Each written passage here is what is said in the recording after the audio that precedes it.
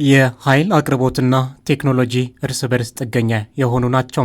በኃይል አቅርቦትና በቴክኖሎጂ ትስስር ውስጥ ሊለካ በሚችል የማህበረሰብ ተጽዕኖ ደግሞ እንዲህ ሲገለጽ ኃይልና ቴክኖሎጂ የእርስ በርስ ጥገኝነታቸውን ጉልህ ሆኖ ያሳያል። መኪና ለአንድ አርሶ አደር ባቀርብለትና ያም መኪና ቻርጅ ማድረግ ባይችል ወይም ትራክተር ባቀርብለትና ትራክተሩ በኤሌክትሪክ የሚሰራ ሆኖ ቻርጅ ማድረግ ባይቻል ወይም ፕሮዳክቶች በድሮን ዴሊቨር ማድረግ ብንፈልግ እና ቻርጅ ማድረግ ያለብን በኤሌክትሪክ ቢሆን በኤሌክትሪክ እጦት ምክንያት ትራክተሩም፣ መኪናውም፣ ሴልፎኑም፣ ቴሌቪዥኑም፣ ፍሪጅተሩም እያለ ሰው ሊገለገል አይችልም። በኦሮሚያ ክልል ምስራቅ ሸዋ ዞን ሉሜ ወረዳ የሚኖረው ወጣት አለማየሁ እሸቱም በግሉም ከሚጠቀመው ተንቀሳቃሽ ስልክ ጀምሮ እስከ ተለያዩ የቤት ውስጥ መገልገያ ኤሌክትሮኒክስ እቃዎች ጭምር በፀሐይ ኃይል ከሚያገኙት ኃይል ነው አገልግሎታቸውን ማግኘት የሚችለው።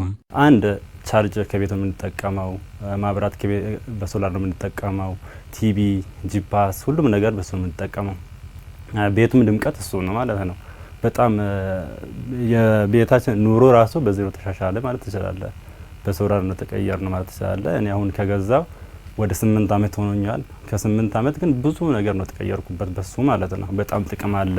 ቻርጀርን ብሰሪበት ማብራት ቲቪ ስንት ነገር ስንት ፕሮግራም ብታያበታለ በዛም ኑሮም ተሻሻላለ።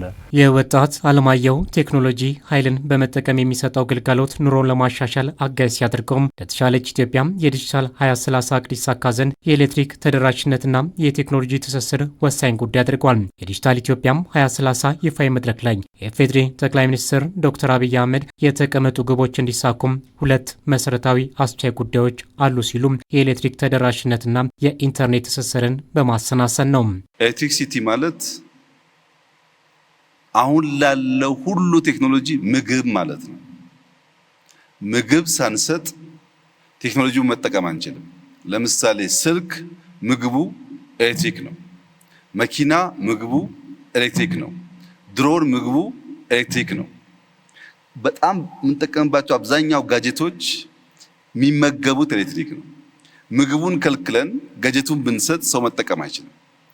ኤሌክትሪክ አሁን ላለው ቴክኖሎጂ ምግብ ስለሆነ ምግብ በበቂ ደረጃ ያልተሰጠው ማንኛውም ቴክኖሎጂካል ውጤት የሚጠበቅበትን ሰርቪስ አይሰጥም። በአፍሪካ ትልቁን የኃይል ማመንጫን በጉባ ታላቁ የኢትዮጵያ ህዳሴ ግድብ ግንባታን በማጠናቀቅ ለአገልግሎት ያበቃች ኢትዮጵያ አቅሞቿን መገንባት ትችላለች። የኃይል አቅርቦት መጠን መሻሻል ኢትዮጵያ የኃይል ተደራሽነትን በማረጋገጥ የቴክኖሎጂ ልቀቶች ከኃይል በሚያገኙት አቅርቦት ከአራቱም የኢንዱስትሪ አብዮቶች ወደ ኋላ ቀርታ ለቆየች ኢትዮጵያ ዓለም እየተጓዘ ከሚገኘው አምስተኛው ኢንዱስትሪ አብዮት እኩል እንድትጓዝም አስቻይ ዕድል ይሰጣል።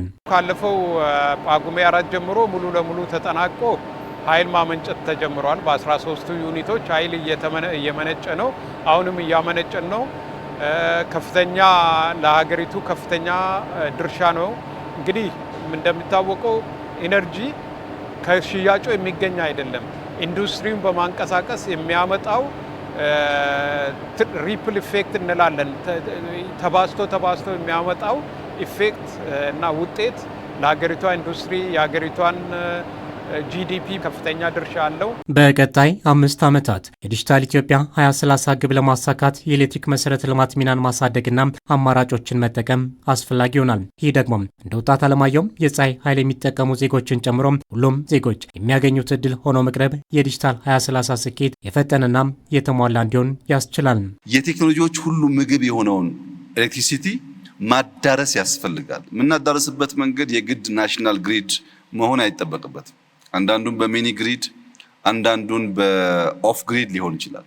ለምሳሌ የተሻገረ ገጠር ባልነው የሶላር ሲስተም በየአርሶ አደሩ ቤት ለማዳረስ እየተሞከረ ነው ያለው። ኢትዮጵያ አሁን የሶላር ሴል ማምረት ጀምራ በወር ከ20 እስከ 25 ሚሊዮን ዶላር ኤክስፖርት አድርጋለች። ያንን ሴል የሚቀረውን ነገር በማሟላት በኢትዮጵያ ገጠር ውስጥ እንዲስፋፋ ማድረግ ይቻላል። ኤሌክትሪሲቲ ማለት ቤድሮክ ኦፍ ትራንስፎርሜሽን ነው። እሱን ሳናሟላ የምናረጋግጠው እድገት አይኖርም።